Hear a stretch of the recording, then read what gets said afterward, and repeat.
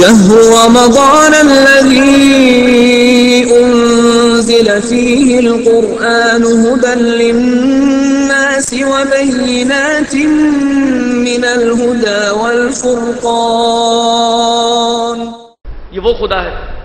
خود جب یہ وہ خدا ہے تو پھر کہتا ہے لعلکم تتقون، شاید تم متقی بن جاؤ، یا امید ہے تم متقی بن جاؤ. خوب پروردگار عالم نہیں معلوم کہ روزہ تقوی تک پہنچائے گا یا نہیں پہنچائے گا، پھر کیوں شاید کہہ رہے ہیں؟ یا کہ پہنچو گے یا کوئی نہیں پہنچو گے. تو ممکن ہے اس کی وجہ یہ ہو کہ یہ جو شاید کہا جا رہا ہے پروردگار عالم اپنے اعتبار سے نہیں کہہ رہا، اس کے لیے تو سب کلیئر ہے، لیکن یہ میرے اور آپ کے اعتبار سے کہہ رہا ہے. کیوں؟ اس لیے کہ جو روزہ میں اور آپ رکھنے والے ہیں وہ کیسا روزہ ہے دیکھنا یہ ہے. وہ اگر ایسا روزہ ہے کہ جو ائمہ نے ہمیں بیان کیا کہ ایسا روزہ رکھو گے تو اثرات ہوں گے اور فائدہ ملے گا، تو وہ روزہ آپ کو تقوی تک پہنچائے گا. وہ روزہ اگر ایسا ہے کہ صرف میں نارملی سمجھنے کے لیے بہت آسان اور واضح مثال ہوتی ہے، اس لیے میں تقریباً یہی مثال دیتا ہوں اس مطلب کو سمجھانے کے لیے. دیکھیں مثلا جو افراد یہاں پر موجود ہیں، اللہ فرض کریں کوئی گھر سے آئے اور اب سسٹم تو نہیں ہے لیکن فرض کریں کوئی اٹینڈنس سسٹم ہو، اگر آپ اندر انٹر ہوتے وقت آپ نے وہاں پر اپنی اٹینڈنس لگا دی، اندر داخل ہوئے، پلر والا کونا پکڑا، ٹیک لگائی اور سو گئے، تو کیا ہوگا؟ کچھ بھی نہیں ہوگا. ہونا کیا ہے؟ نیند پوری ہو جائے گی. ہوگا یہ کہ اٹینڈنس تو آپ کی لگ گئی، لیکن اس سیمینار کا، اس درس کا، اس کلاس کا، جو بھی اس کو اب آپ نام دیں، اس کا جو ہدف اور مقصد تھا وہ آپ کو نہیں ملا. اس کا مقصد یہ تھا کہ آپ کو ایک معلومات ملے، ایک علم حاصل ہو، 4 مسئلے آپ سیکھ لیں، تاکہ جب روزہ آپ رکھیں تو ویژن کے ساتھ رکھیں، آپ کو پتا ہو کہ میں صحیح روزہ رکھ رہا ہوں یا باطل روزہ رکھ رہا ہوں. وہ مقصد آپ کو حاصل نہیں ہوگا، لیکن اٹینڈنس تو وہاں لگ چکی ہے. فرض کریں انہوں نے اناؤنس کیا ہو کوئی جی جو 30 دن جس کی اٹینڈنس پوری ہوگی ہم اس کو ایک انعام دیں گے. ایک شخص کی روٹین یہی ہو، وہ اٹینڈنس لگائے، آئے اور کونے میں ٹیک لگا کے سو جائے، بالآخر فل اٹینڈنس کا انعام ملے گا یا نہیں ملے گا اس کو؟ وہ تو انہوں نے رجسٹر دیکھ کے اناؤنس کر دینا ہے جناب عامر صاحب کی فل اٹینڈنس ہے، وہ آ کے اپنا انعام لے لیں، تو فل اٹینڈنس کا انعام تو مل گیا. لیکن عامر صاحب جو اس کلاس میں آ کے سوئے رہے ہیں، کیا پایا انہوں نے؟ مقصد تو کچھ نہیں ملا نا. جو تھیم تھی اس کلاس کی اس سے تو بے بہرا رہے وہ. یہی حال ہے ہماری عبادتوں کا، کلن تمام عبادتوں کا، اور انہی میں سے ایک روزہ بھی ہے. کہ یہ روزہ جو فقہی روزہ ہوتا ہے، یہ واجبات، یہ محرمات، یہ باطل کرنے والی چیزیں، یہ ٹائم یہاں سے سٹارٹ یہاں پر اینڈ، ان چیزوں کا خیال رکھنا ہے، تو یہ آپ کی وہ پی تو لگا دی اس نے. اس روزے نے آپ کی اس اٹینڈنس شیٹ پر کہ جہاں پر یہ چیک کیا جا رہا تھا کہ آپ روزہ رکھنے والوں میں سے ہو یا روزہ چھوڑنے والوں میں سے ہو، آپ کو ایک پی تو لگوا دی، پی لگ گئی. لیکن اگر آپ نے اس روزے کو رکھنے کے بعد ویسا روزہ نہ رکھا جیسا ائمہ نے ہمیں بیان کیا ہے، جو ابھی عرض کرتا ہوں کیسا ہے، تو نتیجہ کیا ہوگا؟ پی تو لگ جائے گی، یعنی آپ گنہگار نہیں ہیں، آپ فاسق آدمی نہیں ہیں، آپ کی گواہی قابل قبول ہے اگر باقی جگہ پہ کوئی کمی نہیں ہے، تو یہ سارے آپ کو بینیفٹس ملیں گے. لیکن جو اثر روزے کا تھا، جس کو خود قرآن نے کہا لعلکم تتقون، وہ تقویٰ نہیں ملے گا آپ کو. یعنی خدا نے روزہ فرض ہی اس لیے کیا ہے تاکہ آپ متقی بنیں. خدا نے روزہ اس لیے فرض نہیں کیا صرف آپ اٹینڈنس کے اوپر اکتفا کریں. آپ کو آگے بڑھنا ہے، تقویٰ حاصل کرنا ہے.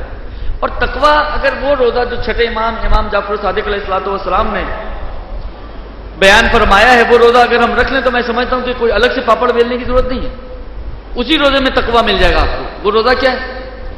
خلاصہ کر کے آپ کی خدمت میں اس حدیث کو پیش کر رہا ہوں اردو ترجمے کے ساتھ. اور خلاصے کی وجہ سے جو روایت کے جملے ہیں، روایت میں تو یہ ہے کہ اگر تم روزہ رکھو تو تمہاری آنکھ کا بھی روزہ ہو، تمہاری زبان کا بھی روزہ ہو، تمہارے کان کا بھی روزہ ہو، تمہارے پیٹ کا بھی روزہ ہو، تمہاری شرمگاہ کا بھی روزہ ہو. اور نارملی میں کہتا ہوں کہ گویا امام یہ کہنا چاہ رہے ہیں کہ تمہارے تمام اعضاء و جوارح کا روزہ ہونا چاہیے. تمام اعضاء و جوارح کا روزہ، بس پیٹ کا روزہ تو یہ ہے کہ جی آپ بھوکے اور پیاسے رہیں تو روزہ رکھ لیا. تو آنکھ کا روزہ کیا ہے؟ آنکھ کو تو ہم نہ کچھ کھلاتے ہیں نہ پلاتے ہیں. کان کا روزہ کیا ہے؟ کان کو تو نہ کچھ کھلاتے ہیں نہ پلاتے ہیں. تو ممکن ہے امام علیہ السلام جواب دیں کہ دیکھو روزہ نام ہے اپنے آپ کو روکنے کا. روکنا، روزہ یعنی فقہی تعریف جو روزے کی جاتی ہے، روزہ یعنی امساک. امساک یعنی روکنا، اپنے آپ کو روکنا. آنکھ کا روزہ یہ ہے کہ آپ آنکھ کو روکیں. کان کا روزہ یہ کہ کان کو روکیں. زبان کا روزہ یہ کہ زبان کو روکیں. ہاتھوں کا روزہ یہ کہ ہاتھوں کو روکیں. پیٹ کا روزہ یہ کہ پیٹ کو روکیں. شرم کا روزہ یہ کہ شرم کو روکیں. پیروں کا روزہ یہ کہ پیروں کو روکیں. کس چیز سے روکیں؟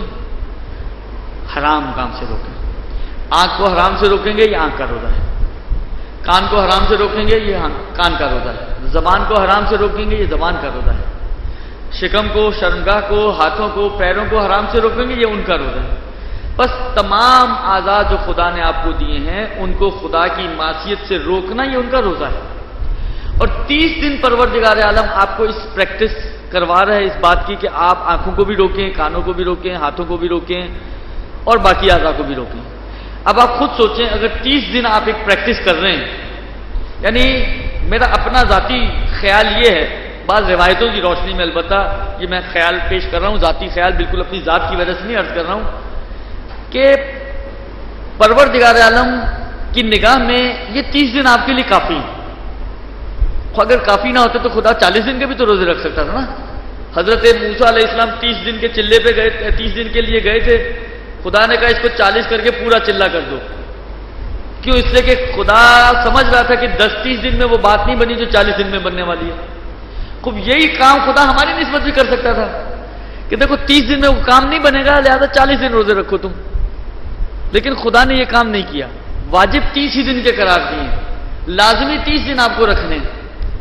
اس سے سمجھ میں آتا ہے کہ گویا پروردگار عالم کی نگاہ میں ایسا ہے کہ اگر آپ 30 دن ڈھنگ سے پریکٹس کریں گے تو یہ 30 دن کافی ہیں آپ کے لیے. یعنی آپ ایک ٹریک پر آ جائیں گے، اور جب ٹریک پر آ گئے تو پھر آپ کے لیے آسانی آ گئی. یعنی 30 دن جب آپ پریکٹس کر رہے ہیں کہ آنکھ کو حرام سے بچانا ہے آپ نے، تو 31ویں دن ایسا نہیں کہ ایک دم 30 دن کی پریکٹس ساری ختم اور 31ویں دن سارا آپ حرام شروع کر دیں گے. قطعاً ایسا نہیں ہوگا. یعنی بلکہ آپ اگر جانا بھی چاہیں گے تو آپ کی 30 دن کی پریکٹس ہے، یہ آپ کی بریکس کا کام کرے گی اور آپ کو روک کے رکھے گی، اور آپ کو اس بات کی اجازت نہیں دے گی کہ آپ گناہ کی طرف جائیں. یہی بات زبان میں، یہی بات کانوں میں، یہی بات ہاتھوں میں، یہی بات پیٹ میں، یہی بات دل میں، یہی بات شرمگاہ میں، یہی بات پیروں میں. یعنی تمام اعضاء کی جب آپ 30 دن تک طریقے سے پریکٹس کریں گے اور اس پریکٹس کے نتیجے میں اپنے نفس پر قابو پائیں گے تو 31ویں دن کے بعد مسئلہ آپ کے لیے آسان ہوگا. یعنی اب آپ اس پریکٹس پہ جو چل پڑے ہیں تو وہ پریکٹس آپ کی آٹومیٹکلی آگے بڑھے گی. اور بعض روایتوں سے مجھے ایسا بھی اندازہ ہوتا ہے کہ اگر 10 دن اور آپ کر لیں تو یہ نور لگا نور ہے. یعنی خدا کی بارگاہ سے تو میں نے کہا نا کہ اندازہ ایسا ہوتا ہے کہ 30 دن خدا کافی سمجھتا ہے، لیکن بعض اور روایتوں سے اندازہ ہوتا ہے کہ 30 دن کافی تو ہیں لیکن اور بہتر کام ہو جائے تو 10 دن اور مزید اس کی پریکٹس کر لیں. یعنی 40 دن واقعاً اگر پورے ہو گئے تو پھر تو واقعاً صورتحال ایسی ہے کہ پھر آپ کے لیے آسان نہیں ہوگا آپ اپنی اس پریکٹس کو چھوڑیں. اور یہ یاد رکھیں، آپ جس چیز کی بھی پریکٹس کرنا عادت ڈالنا چاہیں، آپ چاہتے ہیں آپ عادت ڈالیں رات کو وضو کر کے سنیں، 40 دن کام کریں. آپ چاہتے ہیں کہ نماز شب کی عادت پڑ جائے، 40 دن کام کریں. 30 دن تو خدا دے ہی رہا آپ کو. سحری میں اٹھے ہوئے ہوتے ہیں، اکثر ایسا ہوتا ہے کہ 5-10 منٹ سحری کے بعد ٹائم ہے، صحیح آپ بہت لمبی نماز شب نہیں پڑھ سکتے، 3 رکعت نماز شب پڑھیں، جتنا ٹائم ملتا ہے شارٹ کر کے. اب یہ مسئلے وہ نہیں ہے کہ میں آپ کو بیان کروں، سارا ماشاءاللہ وہ مجمع ہے کہ جو یہ سارے مسئلے بہت اچھے طریقے سے سمجھتے ہیں اور جانتے ہیں. میں صرف اشارہ کر رہا ہوں کہ آپ یہ 3 منٹ 4 منٹ 5 منٹ جو آپ کو مل رہے ہیں کوشش کریں کہ اسی میں آپ نماز شب پڑھ لیں. یہ 30 دن آپ نے یہاں پہ پریکٹس کر لی، 10 دن اور کر لیں، 40 دن کی پریکٹس کے بعد یہ آپ کی عادت بن جائے گی اور پھر آپ کے لیے چھوڑنا آسان ہے. ابھی کرنا آسان نہیں لگ رہا، پھر چھوڑنا آسان نہیں لگے گا آپ کو. یہ 2 چیزیں. اور تیسری چیز اور آخری چیز جو تمہیداً میں آپ کی خدمت میں عرض کرنا چاہتا ہوں، دیکھیں علماء اخلاق شاید ایک لفظ آپ لوگوں نے سنا ہو، سیر و سلوک. سیر و سلوک عرفانی سیر ہے. عرفان کا تو بہت سے لوگوں کو شوق ہوتا ہے، پوچھتے بھی جی عرفانیات کیا ہوتی ہے اور کیسے عرفانی بنا جاتا ہے. بالآخر عرفانیات سمجھیں ایک راستہ ہے کہ جس کو طے کر کے آپ خدا سے قریب تر ہو جاتے ہیں. آپ کے حجاب ہٹ سکتے ہیں ممکن ہے آنکھوں کے آگے سے، اور بہت سارے مکاشفات اور بہت ساری چیزیں آپ کے لیے کہ جو عام لوگوں کے لیے کلیئر نہیں ہوتی اور نظر نہیں آ رہی ہوتی وہ آپ کو نظر آئیں. عرفانی راستہ. یہ جو علماء اخلاق و عرفان ہوتے ہیں، عام طور پر اگر ان کی آپ کتابیں دیکھیں تو آپ کو کہیں نہ کہیں ان کی کتابوں میں دستور العمل ایک چارٹ نظر آئے گا. جس طرح جو لوگ بہت موٹے ہوتے ہیں وہ ڈائٹ کرنا چاہتے ہیں تو ایک ڈائٹ چارٹ بنایا جاتا ہے نا ان کو، جی ناشتے میں آپ نے یہ لینا ہے اور ظہر پہ آپ کو یہ لینا ہے اور مغرب پہ آپ کو یہ لینا ہے، درمیان میں کچھ لینا ہے یا نہیں لینا، یہ ایکسرسائزز آپ کو کرنی ہے، اتنا اتنا ٹائم آپ کو ان چیزوں کو دینا ہے اور یہ سارے کام. ایک چارٹ ہوتا ہے باقاعدہ. اس چارٹ کا فائدہ کیا ہوتا ہے؟ یعنی بقول ان ڈاکٹرز کے یا ان نیوٹریشنز وغیرہ کے کہ اس ڈائٹ چارٹ پر عمل کرتے ہوئے آپ اپنی صحت کی حفاظت کر سکتے ہیں، اسمارٹ رکھ سکتے ہیں، ایکٹیو رکھ سکتے ہیں. اسی قسم کے دستور العمل اور چارٹ علماء اخلاق بناتے ہیں کہ آپ کو روزانہ کیسے آپ کی زندگی گزرنی چاہیے اور دن کیسے گزرنا چاہیے. ایک چارٹ آپ کو رمضان گزارنے کے لیے بہترین چارٹ جو میں سمجھتا ہوں ہو سکتا ہے، اس سے بہتر نہیں ہو سکتا. یہ وہ چارٹ ہے کہ جس کو شاید ممکن ہے کل آغا داؤدانی نے بھی آپ کی خدمت میں ڈسکس کیا ہو، خطبہ شعبانیہ کہ جو ختمی مرتبہ صلی اللہ علیہ وآلہ وسلم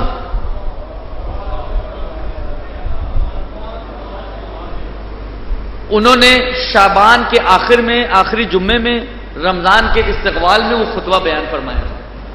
میں جہاں تک بھی میری آواز مستقیم یا غیر مستقیم انداز سے جا رہی ہے، میں گزارش کروں گا آپ لوگوں سے آپ پڑھیں اس خطبے کو ایک دفعہ رمضان شروع ہونے سے پہلے.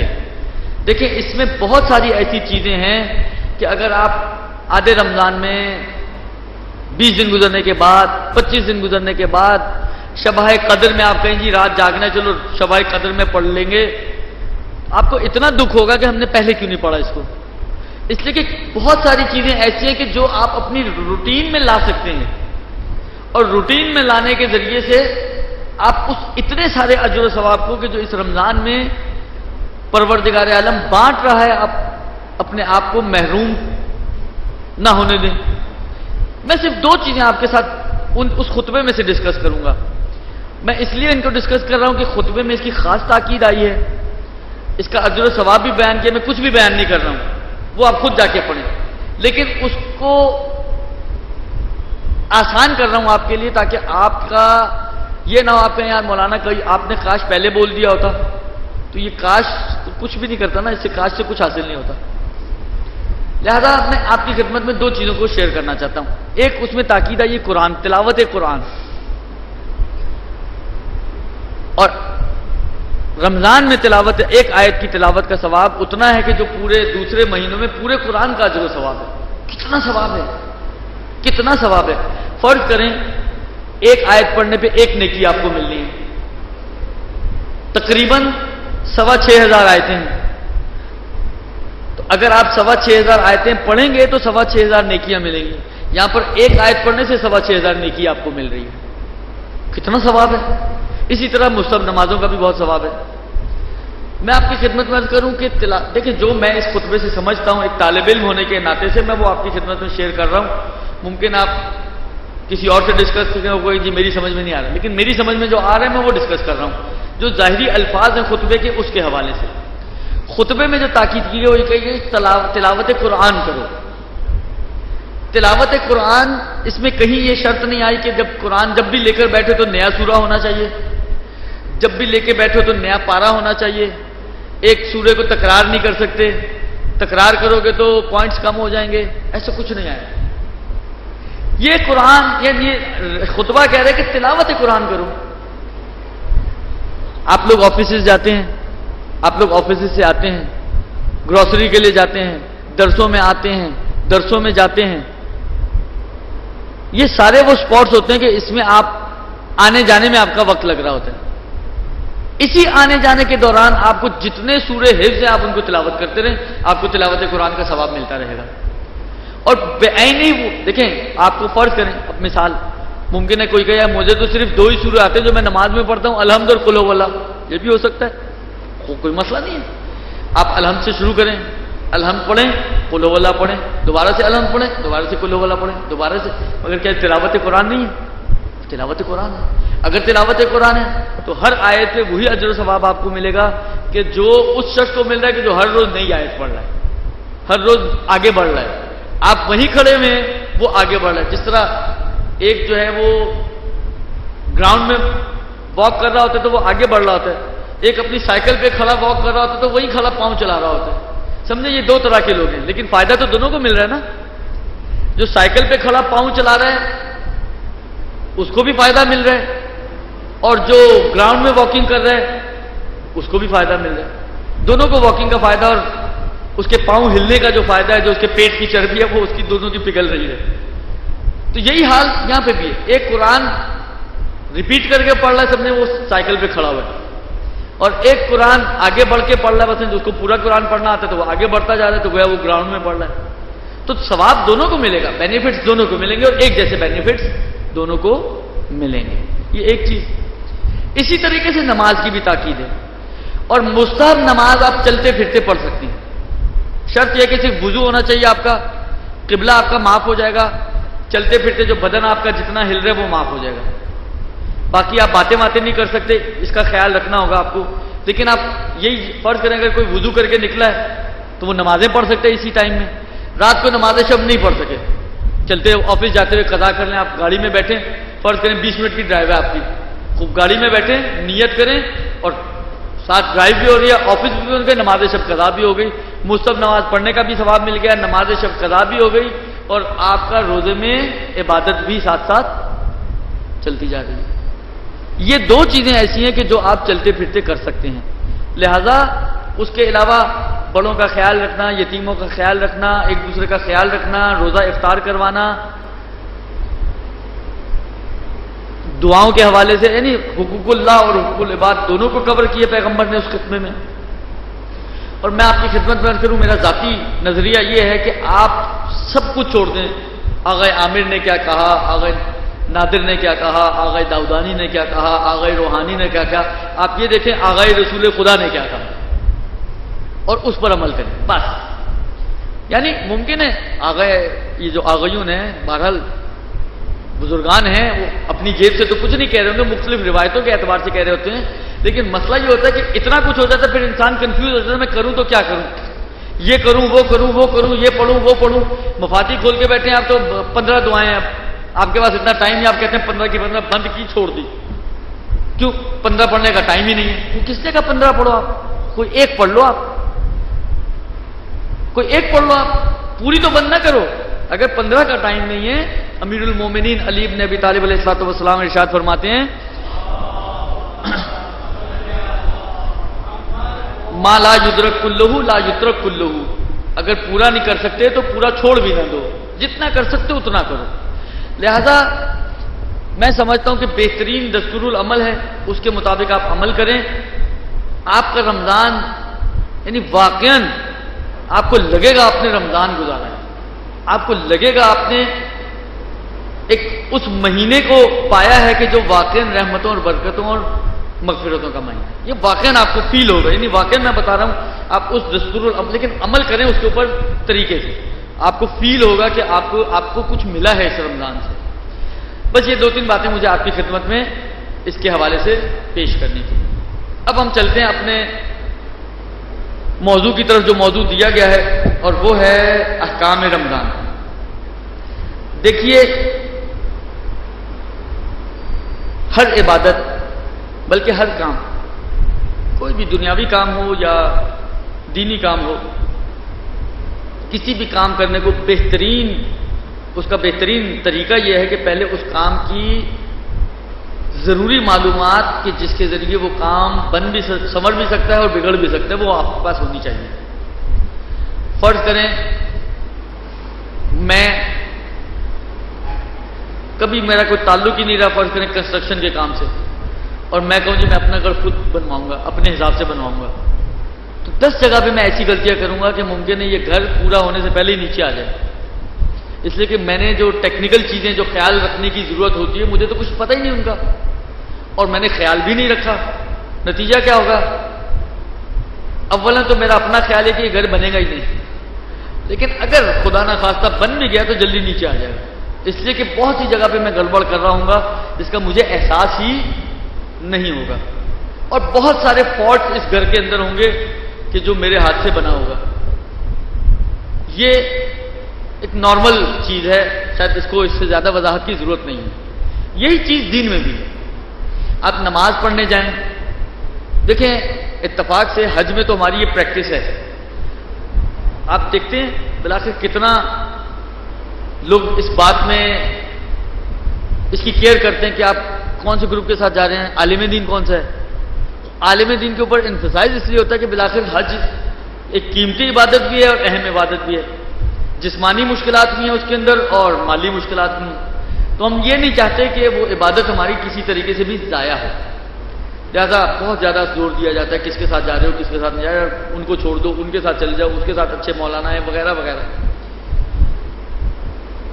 اور وہ قدم قدم پہ آپ کو گائیڈ بھی کر رہے ہوتے ہیں۔ اور وہاں پر تو حج کے موقع پہ تو میں خود بھی ایک کلاس میں اکثر کہتا ہوں کہ حج ایک واحد ایسا موقع ہوتا ہے پورے سال میں کہ آپ لوگ اتنے مطیع و فرما بردار ہوتے ہو کہ اگر آپ کو یہ کہا جائے نا ایک ٹانگ پہ کھڑا ہونا ہے یہاں پر، تو ایک ٹانگ پہ کھڑے ہو جائیں آپ، یعنی اتنی فرما برداری کا جذبہ قوم میں ہوتا ہے حج کے موقع پر، صرف اور صرف حج کے موقع پر، باقی اور کسی موقع پر ایسی فرما برداری کا جذبہ اس قوم اور ملت میں دیکھا نہیں گیا، کم سے کم ہو سکتا ہے ہو لیکن دیکھا نہیں گیا۔ تو عرض خدمت یہ ہے کہ لیکن قانون یہی ہے، چاہے حج ہو چاہے نماز ہو چاہے روزہ ہو، قانون یہی ہے کہ جو بھی عبادت ہو آپ کو عبادت کے بارے میں پہلے معلومات حاصل کریں کیسے ہونی چاہیے اور پھر اس عبادت کو انجام دیں۔ اتفاق ایسا ہوا کہ 2 دن ہمیں مل گئے، آج کا اور کل کا، چاند نہ ہونے کی وجہ سے، تو ان 2 دنوں میں کوشش یہ کروں گا کہ ایک آؤٹ لائن آپ کی خدمت میں عرض کر دوں تاکہ آپ جب روزہ رکھیں تو آپ کو یہ احساس ہو اور اندازہ ہو کہ جو روزہ میں رکھ رہا ہوں انشاءاللہ العزیز پروردگار عالم کے فضل سے ایک صحیح روزہ میں رکھ رہا ہوں۔ میں حج پہ بھی یہ جملہ کہتا ہوں، یہاں پہ بھی یہ جملہ عرض کر دوں، ہمارا جو کام ہے ہم مولویوں کا، ہم علماء حضرات کا، وہ فقط اس حد تک ہے کہ آپ کو ایک ایسا روزہ رکھوا دیں جو صحیح ہو فقہاً و شرعاً۔ اما یہ روزہ قبول ہے یا قبول نہیں ہے، پوری کی پوری یہ اتھارٹی آپ کے اپنے ہاتھ میں، قبولیت میرا کام نہیں ہے، نہ میں کسی کو گارنٹی دیتا ہوں کہ تم یہ روزہ رکھو تو قبول ہے، قبولیت پیور آپ کا اور آپ کے خدا کا کام ہے، حج ہو نماز ہو روزہ ہو۔ ہاں علامتیں ضرور آئی ہیں روایتوں میں کہ عبادت قبول ہے یا قبول نہیں ہے، تم یہ دیکھ لو کہ اس عبادت کے بعد تمہارے اندر کتنی چینج آئی ہے، اگر یہ روزہ لعلکم تتقون تک لے گیا سمجھو چینج آئی، اس کا مطلب ہے روزہ قبول ہو گیا تمہارا۔ الصلاۃ تنہی عن الفحشاء والمنکر، نماز نے اگر تمہیں برائیوں سے روک دیا سمجھو تمہاری نماز قبول ہو گئی، لیکن نماز کے ساتھ وہی ہیرا پھیریاں، وہی فراڈ، وہی جھوٹ، وہی دھوکہ، وہی گالم گلوچ، تو اس کا مطلب ہے کہ وہ نماز وہی پی تو لگا دیا مگر سویا رہا میں، اس نماز نے مجھے کچھ نہیں دیا۔ روزے کے بعد بھی یہی صورتحال ہو، روزہ رکھ کے گالم گلوچ، ایک جھگڑا۔ دیکھیں روزے میں سب سے زیادہ جس چیز کی ضرورت ہے وہ آپ کے پیشنس کی ضرورت ہے۔ ہمارا سب سے برا حال یہاں پر ہوتا ہے، اگر آپ کا روزہ ہے تو سامنے والے کا بھی روزہ ہے، ہم سمجھتے ہیں ہم نے روزہ رکھ کے بہت بڑا احسان کیا ہے، بہت بڑا تیر مارا ہے، لہذا اگر میرا روزہ ہے تو اب میرے سامنے کوئی بولے نہیں، نہ بیوی بچوں کو بولنے کی اجازت ہے، نہ ماں باپ کو بولنے کی اجازت ہے، نہ بہن بھائیوں کو کسی کو بھی بولنے کی اجازت نہیں ہے۔ کیوں بھائی میں روزے سے ہوں، آپ روزے سے ہو تو سامنے والا بھی تو روزے سے بھائی، تو پھر آپ کیوں سامنے والے کے کاموں میں انٹرفیئر کرتے ہو، آپ بھی نہ بولو پھر ان کو۔ ہماری مشکل یہ ہے کہ ہم ہر سے فوکس کرتے ہیں ہم اپنی ذات کو، اب یہ بات سے بات نکلتی رہے گی تو بہت لمبی ہو جائے گی، کوشش کریں کہ روزے میں اپنی ذات کو فوکس نہ کریں، دوسروں کو فوکس کریں، اپنی ذات کو فوکس کریں صبر کرنے میں اور باقی چیزوں میں دوسروں کو فوکس کریں۔ تو عرض خدمت یہ ہے کہ روزے کی باؤنڈری آپ کو معلوم ہونی چاہیے، قبولیت آپ کا کام، آپ کا اور آپ کے خدا کا کام ہے، کتنا خلوص، نیت کیسی، میں آپ کی نیت کروا نہیں سکتا، نیت آپ نے خود کرنی ہے۔ اب یہ نیت آپ کیا کر رہے ہیں، کیوں کر رہے ہیں، کیسے کر رہے ہیں، یہ آپ کو اور آپ کے خدا کو معلوم ہے، لہذا جیسی نیت ویسا عمل ہوگا۔ میرا کام صرف یہ ہے کہ فقہی مسائل آپ کو بیان کر دوں کہ روزے میں آپ نے ان باتوں کا خیال رکھنا ہے، اگر آپ ان باتوں کا خیال رکھیں گے تو یہ روزہ آپ کے وہاں پہ ٹک لگوا دے گا، پریزنٹ آپ کی ہو جائے گی، فل اٹینڈنس کا انعام آپ کا بارگاہ الہی سے کہیں نہیں جائے گا۔ لیکن قبول ہوا یا نہیں ہوا یہ آپ کا اپنا اور آپ کے خدا کا مسئلہ ہے، اس کو آپ اپنے خدا کے ساتھ خود کلیئر کریں۔ سب سے پہلا مسئلہ جو آتا ہے روزے کا، البتہ میں ایک کتابچہ ریکمینڈ کرنا چاہوں گا آپ کے لیے، اچھا کتابچہ ہے، ریکمینڈ بھی کرنا چاہوں گا اور ایک وضاحت بھی اس کے بارے میں کرنا چاہوں گا۔ آقا داؤدانی صاحب خدا ان کی توفیقات میں مزید اضافہ فرمائے، ایک اچھی کاوشیں فرما رہے ہیں جو فقہی کتابچے چھوٹے چھوٹے لکھ ڈالتے ہیں، اور توضیح المسائل کا جو ہوا اور خوف ہے لوگوں کے اوپر، اس سے لوگوں کو نجات دے دیتے ہیں۔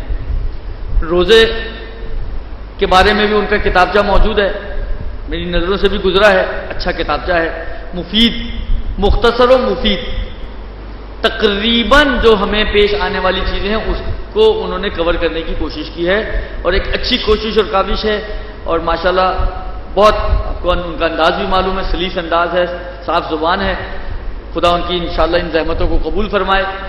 وہ آپ اپنے پاس رکھیں اور مطالعہ کریں ضرور۔ ایک میں نے کہا نا مختصر سا ہے، کوئی بہت لمبا چوڑا نہیں، اس کو پڑھیں، مطالعہ کریں، ان کی ساری کتابیں مفید ہیں۔ وضاحت میں صرف یہ کرنا چاہوں گا کہ بعض جگہ پہ ممکن ہے آپ کو ایک جھٹکا لگے مسئلہ پڑھ کے کہ یار یہ مسئلہ غلط دیا ہوا ہے، اور میں اشارہ بھی کر دوں اس مسئلے کی طرف جو بہت زیادہ ہائی لائٹ ہوتا ہے انسان کا، اور وہ مسئلہ ہے ظاہراً جو مجھے یاد پڑ رہا ہے وہ ہے ایک جگہ پر آغا داؤدانی نے ڈرپ کا مسئلہ لکھا ہے، آیا ڈرپ لگوائی جا سکتی ہے روزے کی حالت میں یا نہیں، تو انہوں نے وہاں پر منع کیا کہ نہ لگوائیں، جبکہ آغا خوئی اور آغا سیستانی دونوں ہی اجازت دیتے ہیں۔ اگر آپ آغا خوئی کی تقلید میں، اور مسئلہ میں نے کہا نا آپ لوگوں کے لیے تو یہ مسائل اتنے مبہم نہیں ہیں، تو ممکن ہے پہلی نگاہ میں پڑھتے ہی آپ کو ایک دم کلک کرے کہ یار یہ مسئلہ تو غلط دیا ہوا ہے، آغا خوئی تو جائز مانتے ہیں، اور انہوں نے 4 مراجع کے مطابق اس کو کمپائل کیا ہے، تو آغا خوئی بھی اس میں شامل ہے، تو یہ کیسے مسئلہ آ گیا اس میں؟ اور اتفاق سے اس کی شروع میں آغا جو مجھے اب یاد پڑتا ہے علی رضا صالحی صاحب کی تصدیق نامہ ہے اس کے اوپر، وہ بھی ماشاءاللہ بہت علمی شخصیت ہیں، اور یعنی نور علی نور ہے، اور پھر یہ غلطی نہیں ہے اصل میں، اور اس کی وجہ یہ ہے کہ انہوں نے ابتدا میں یہ بات لکھی ہے کہ میں اس کتابچے کو احتیاط کی بنا پر کمپائل کر رہا ہوں، یہ کتابچہ احتیاط کے مطابق ہے، اور کیونکہ بعض فقہا اس ڈرپ سے بھی روزے کو باطل سمجھتے ہیں، تو احتیاطی پہلو کیا بنے گا؟ احتیاطی پہلو یہ بنے گا کہ آپ ڈرپ سے روزے کی حالت میں پرہیز کریں، اور اگر ڈرپ لگائیں گے تو روزہ باطل ہو جائے گا، تو اس وجہ سے وہاں پر یہ مسئلہ آیا ہے۔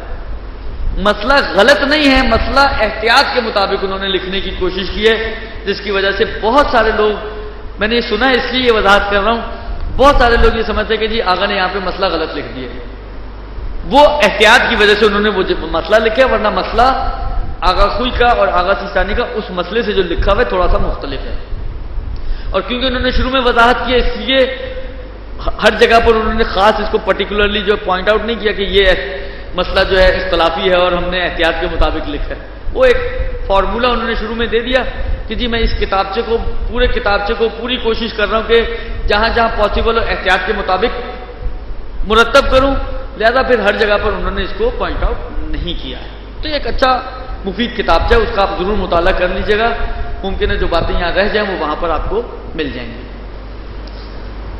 سب سے پہلا مسئلہ آتا ہے نیت کا، بلکہ میں نیت سے پہلے، کیونکہ آج وقت وغیرہ کتنا ہے تقریر کا مجھے نہیں یاد کہ کس وقت تک تقریر ہے، اور سوال جواب کا سیشن کتنے بجے ہے، 11:15 تک ہے تقریر، یعنی اس کا مطلب 5 منٹ بچے ہیں، خود سے 5 منٹ میں ایک مسئلہ آج کا جو پیش آنے والا زندہ مسئلہ ہے وہ عرض کر دوں کہ کل روزہ رکھنا ہے یا نہیں رکھنا، کیونکہ ابھی آنے سے پہلے بھی ایک کال آئی، ایک آدھ اور نے بھی پوچھا، تو اس سے پہلے کہ اب لوگ زیادہ ساری رات سونے نہ دیں، میں مسئلہ بتا دوں آپ کو کہ آیا کل روزہ رکھنا ہے یا نہیں رکھنا۔ دیکھیں آپ کو معلوم ہے کہ نظریات مختلف ہیں، چاند کے مسئلے میں نظریات مختلف ہیں،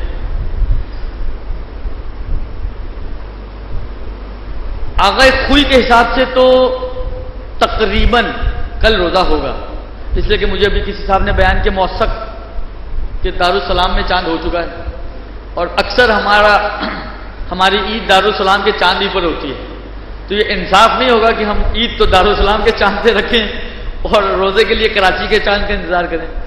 لہٰذا آغا خوئی والوں کے لیے تو تقریباً کم و بیش کنفرم ہے، پھر بھی اگر کسی کو اطمینان نہ ہے تو گنجائش اس کے پاس بھی نکل سکتی ہے، اطمینان کی بات ہے کہ یا میں مسئلہ بیان کروں، میں پرٹیکولرلی پوائنٹ آؤٹ نہ کروں، اگر کسی کو یہ اطمینان حاصل ہو جائے کہ دنیا میں کسی بھی جگہ پر جہاں سے آپ کے ملک کی رات کامن ہے چاند ثابت ہو گیا ہے، واقعاً چاند ہوا ہے، دیکھا گیا ہے چاند، تو آغا خوئی والوں کا تو روزہ کل ہے۔ یہ ایک امام خمینی اور آغا سیستانی اور آغا رہبر، ان کا ایک ہی جیسا نظریہ ہے، یہ قائل ہیں اس بات کے کہ یا تو آپ کے اپنے شہر میں چاند نظر آئے، اور ابھی تک کی نیوز کے مطابق کراچی میں اور پاکستان میں شاید چاند نظر نہیں آیا، یا کسی ایسے شہر میں نظر آئے کہ جس کا اور آپ کا افق ایک ہو۔ اب افق ایک ہونے کی جو آغا سیستانی نے تعریف بیان کی ہے، وہ یہ فرماتے ہیں کہ دونوں شہر اس سچویشن پر ہوں کہ اگر درمیان میں کوئی رکاوٹ جیسے بادل، جیسے پہاڑ، جیسے بڑے بڑے درخت، اس ٹائپ کی کوئی رکاوٹ اگر نہ ہو تو اگر یہاں پہ چاند نظر آیا ہے تو یہاں پہ بھی یہ چاند نظر آئے گا۔ سچویشن دونوں کی ایسی ہے۔ یہ ثابت ہونا چاہیے کہ ایسے کسی شہر میں چاند نظر آیا ہے جس کی کراچی کے ساتھ یہی سچویشن ہے، یہ طے ہونا چاہیے۔ اور اگر کہیں پہ طے نہ ہو سکے، مثلا فرض کریں مجھے پتا چل گیا، مثلا اب بن باب مثال کہہ رہا ہوں، فرض کریں مجھے پتا چل گیا ملتان میں نظر آیا، لیکن یہ ثابت نہیں ہو رہا کہ ملتان اور کراچی کی سچویشن کیا ہے۔ آیا ایسی ہے کہ اگر رکاوٹ نہ ہو تو ملتان کا چاند کراچی میں بھی نظر آتا، یا ایسی نہیں ہے؟ اگر یہ طے نہ ہو سکا تو پھر میری ذمہ داری نہیں ہے کہ میں روزہ رکھوں، یعنی چاند میرے لیے ثابت نہیں ہوگا۔ البتہ استقبال رمضان کے لیے مستحب روزہ یا قضا روزہ آپ جو رکھنا چاہتے ہیں کہ جس کی تفصیل اب کل آئے گی وہ آپ رکھ سکتے ہیں، لیکن رمضان کے روزے کی نیت سے آپ روزہ نہیں رکھ سکتے اگر آپ کے لیے یہ طے نہیں ہے کہ جس علاقے میں چاند نظر آیا ہے اس کی آپ کے شہر کے ساتھ ایسی سچویشن ہے کہ اگر درمیان میں کوئی رکاوٹ نہ ہو تو چاند آپ کو نظر آئے۔ اگر کہیں پہ کنفرم ہو جائے تو ٹھیک ہے، پھر آپ کے لیے بھی ثابت ہو جائے گا، لیکن اگر کنفرم نہ ہو سکے تو آپ کے لیے یہ بات ثابت نہیں ہوگی۔ اب اس کی علامت کہ یہ شہر ایسی سچویشن پر ہے یا نہیں ہے، توضیح المسائل میں اس کی انہوں نے بیان کیا ہے کہ اگر آپ مشرق میں نظر آ رہا ہے تو مغرب میں اگر آپ خط ارضی میں قریب ہیں ان سے، یعنی لیٹیٹیوڈ پر قریب ہیں، تو پھر آپ کے لیے ثابت ہو جائے گا، یہ انہوں نے وہاں پر بیان فرمایا ہے۔ اور اگر مغرب میں نظر آئے تو مشرق والوں کے لیے اگر خط ارضی میں بھی قریب ہوں اور خط طولی میں بھی قریب ہوں، لیٹیٹیوڈ اور لانگیٹیوڈ دونوں میں قریب ہونے چاہیے۔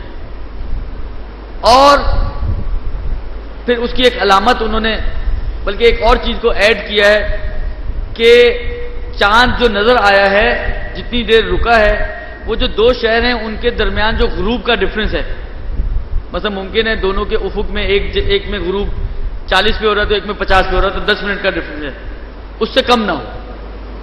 یہ کچھ علامتیں وہاں پر انہوں نے بیان کی ہیں، لیکن آسان چیز وہی ہے، وظیفہ طے، کیونکہ یہ خود بڑی کمپلیکیٹڈ چیزیں ہیں، لانگیٹیوڈ اور لیٹیٹیوڈ کو طے کرنا، اس کے قریب ہے دور ہے، یہ سب مشکل چیزیں ہیں۔ آسان حل آپ لوگوں کے لیے عملی طور پہ یہی ہے کہ اگر آپ کے لیے یہ طے نہ ہو پایا کہ یہ شہر کس سچویشن پر ہے تو آپ آزاد ہیں، کل کا روزہ آغا سیستانی اور امام خمینی کے مقلدین پر واجب نہیں ہوگا اور آغا خامنائی کے۔ یہ سب سے آسان جو کر سکتا تھا میں آج کی حد تک وہ یہ مسئلہ ہے۔ اب اگر آپ لوگوں کا کوئی سوال ہے تو آپ لوگ پوچھ سکتے ہیں، میری باری ختم ہو گئی۔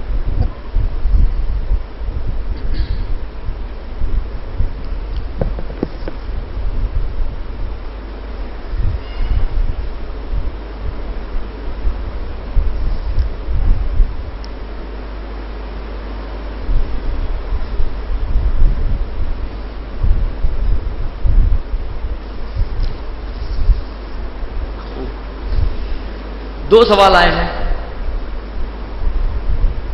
پہلا سوال یہ ہے کہ احکام روزہ کبھی کبھار مشکل معلوم ہوتے ہیں، یہ ایسے ہی ہیں یا آج کل کے حالات میں مشکل معلوم ہوتے ہیں؟ میں آپ کی خدمت میں عرض کروں کہ یہ احکام جو توضیح المسائل کی شکل میں آپ کے سامنے موجود ہیں، یہ روایتوں سے بنائے گئے ہیں، روایتوں سے نچوڑ نکالا گیا، اور یہ روایتیں وہ روایتیں کہ جو امام باقر و امام صادق و ائمہ کے زمانے سے صادر ہوئی ہیں، یہ آج کے زمانے کی روایتیں نہیں، بنائی نہیں گئی ہیں، یہ ائمہ نے بیان فرمائی ہیں اور وہی چلتی چلتی ہم تک پہنچی ہیں، اور انہی سے نچوڑ نکال کر یہ احکام آپ کی خدمت میں پیش کیے گئے ہیں۔ لہذا یہ مشکلات آج کے زمانے کی نہیں ہیں، یہ مشکلات اول تو مجھے نہیں پتا کہ آپ کس مشکل کی طرف اشارہ کرنا چاہ رہے ہیں، کہ مشکل ہے کیا اس میں؟ البتہ ایک مشکل اگلے سوال میں آ رہی ہے، اگر یہی مراد ہے آپ کی تو پھر اس کا مطلب یہ دونوں سوال تو ایک ہی سوال ہو گئے، اس کو میں ابھی آپ کی خدمت میں عرض کرتا ہوں اور اس کا بھی جواب دیتا ہوں۔ دوسرا سوال یہ ہے کہ چاند کے معاملے میں ہم ایک فیصلے پر کیوں نہیں آ جاتے؟ کیا یہ ممکن نہیں کہ ہم ایک ہی دن میں روزہ و عید منائیں؟ کیا آپ کو لگتا نہیں ہے کہ یہ فقہی معاملات کبھی کبھار انتشار کا باعث بنتے ہیں؟ دیکھیں بہت تفصیلی جواب ہے اس کا، اور ایسا بھی نہیں ہے کہ میں ایک دفعہ جواب دے کے خاموش ہو جائیں تو آپ سب قانے ہو جائیں، یہ بھی مجھے معلوم ہے، کیونکہ اتفاق کی بات ہے میں بھی زیارتوں پہ گیا ہوا تھا، وہاں پہ بھی یہ جھگڑا کر کے آئے ہوئے ہیں، تو یہ ایسا نہیں ہے کہ میں ایک دفعہ بیان کر دوں اور آپ سب کہیں کہ ہاں بھائی آپ نے بڑی اچھی بات کر دی، ختم ہو گئی کہانی، یہ کہانیاں چلتی رہیں گی۔ میں صرف یہ اتنا عرض کرنا چاہوں گا آپ کی خدمت میں آپ سے پوچھتا ہوں، معاشرہ تو اس وقت جو صورتحال معاشرے کی آپ کے سامنے ہے نا، آج کل تو معاشرے کی صورتحال یہ ہو گئی ہے کہ ہم لوگوں نے دین کو بھی پیچھے چھوڑ دیا۔ اس اعتبار سے عرض کر رہا ہوں کہ شادیوں کے مسئلے میں آپ دیکھیں، آپ کو اب ملے گا کہ اصل مسلمان کافروں سے شادی کر رہے ہیں،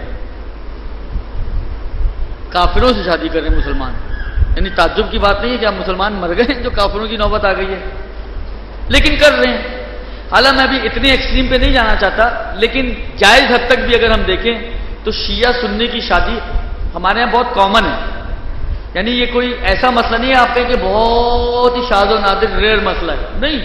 میں آپ کو بتاؤں ہر سال حج پر میرے ساتھ کم سے کم ایک دو فیملیز ایسی ہوتی ہیں کہ جس میں یا میاں شیعہ اور بیوی سنی، یا برعکس بیوی شیعہ اور شوہر سنی، اور اس کے علاوہ بہت سارے فونز آتے ہیں میرے پاس کہ جی یہ شادیاں ہو سکتی ہیں نہیں ہو سکتی ہیں، تو یہ کامن سی چیز اب ہو گئی۔ میں یہ سمجھتا ہوں یہ بہت کامن ہو گیا شیعہ سنی کا مسئلہ، کیوں؟ اس لیے کہ میڈیا نے ہمیں اتنی آزادی دے دی ہے کہ ہم نے اپنے ویلیوز تو ختم کر دیے ہیں کہ بڑے یہ فیصلہ کریں گے شادی کہاں ہونی ہے، اب تو فیصلہ ہم نے خود کرنا ہے، تو میرا دل تو کسی پہ بھی آ سکتا ہے، لہذا میں کسی سے بھی شادی کر سکتا ہوں، تو اس اعتبار سے یہ مشکلات زیادہ کھڑی ہو گئی۔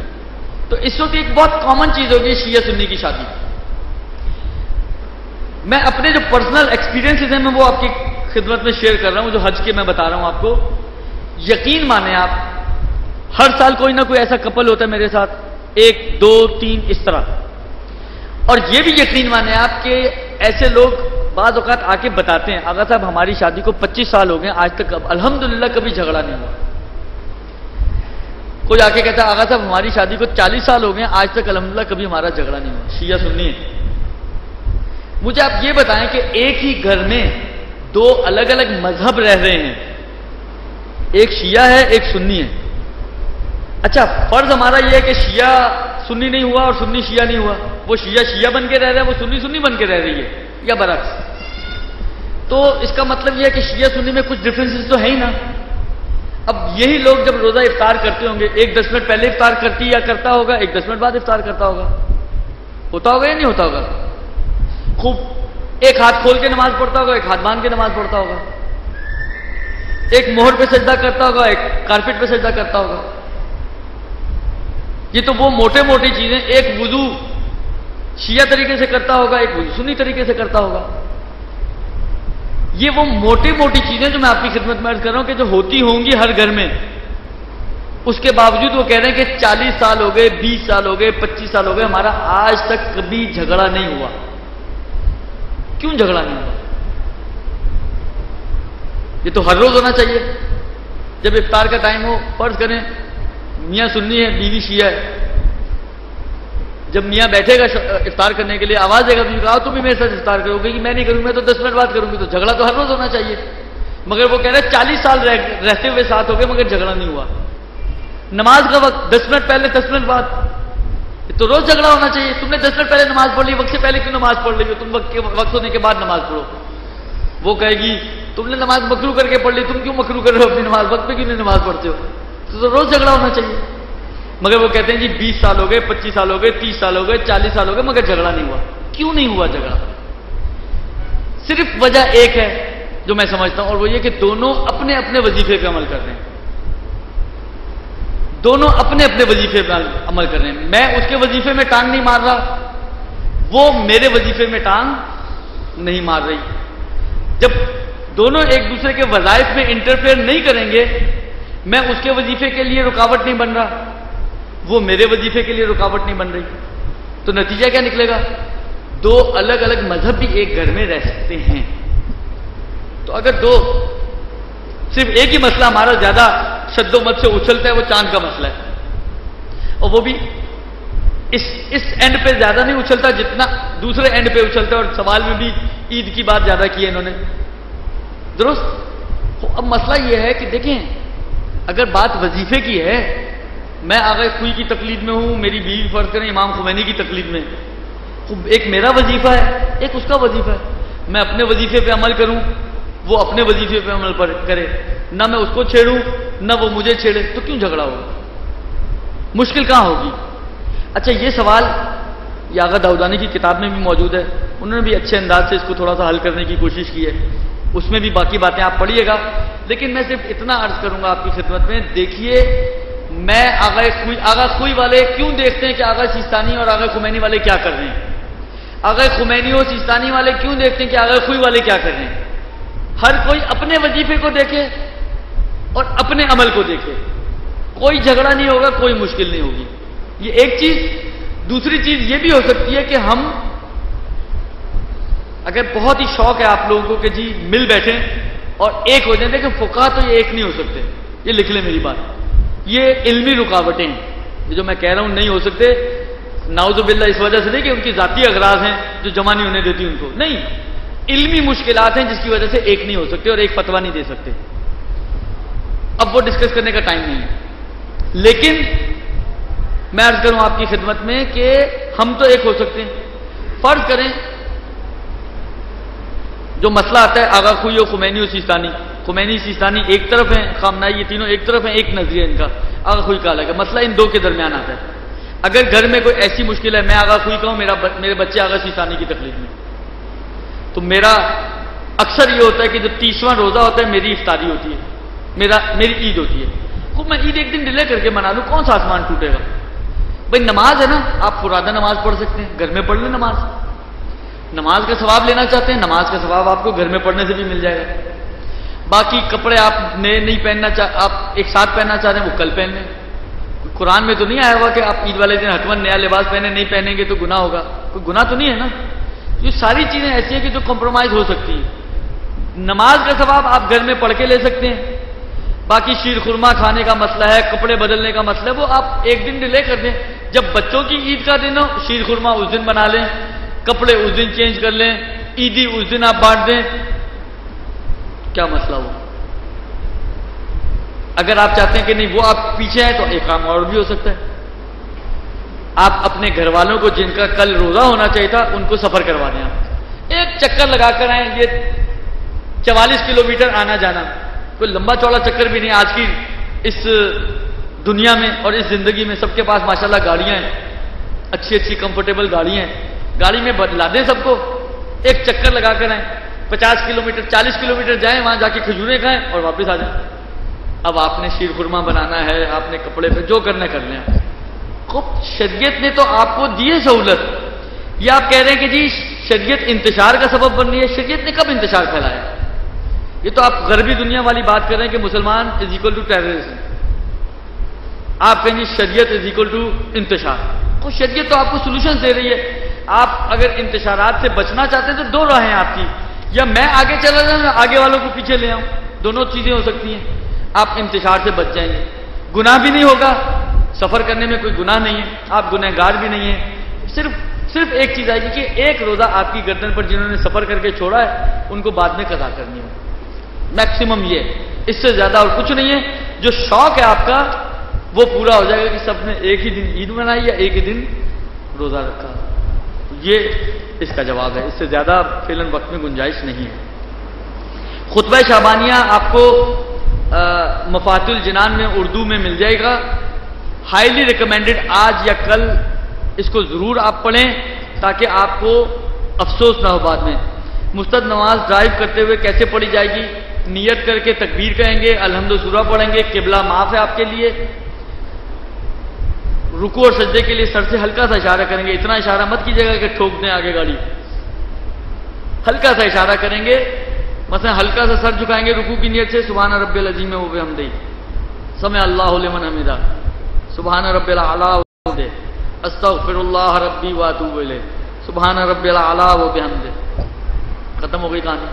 مین تو یہی دو چیزیں، باقی تو بیٹھے ہوئے ہیں آپ. خوب جب ختم ہو جائے گا دوسری رکعت ہوگی تو بیٹھے بیٹھے تشہد السلام پڑھنا ہے آپ نے، اللہ اللہ خیر صلی اللہ. تو یہ کوئی مشکل کام نہیں ہے.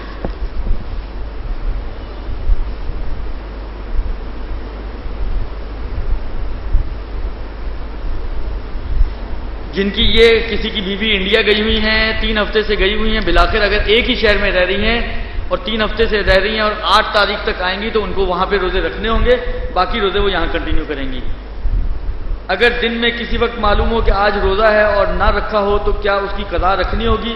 اگر دن میں کسی وقت یہ طے ہو جائے کہ آج روزہ ہے، تفصیلات انشاءاللہ کل آئیں گی، ان کی قضا کرنی پڑے گی، اس روزے کی قضا کرنی پڑے گی. اگر ناشتہ واشتہ کرنے کے بعد پتہ چلا ہے، اور اگر ناشتہ وغیرہ کرنے سے پہلے ہی پتہ چلا ہے اور ظہر سے پہلے پتہ چل گیا تو اس روزے کو رکھنا پڑے گا. کہ انشاءاللہ اس مسئلے کی تفصیل کل انشاءاللہ العزیز آپ کی خدمت میں عرض کروں گا زیادہ. صلی اللہ علیہ وآلہ وسلم.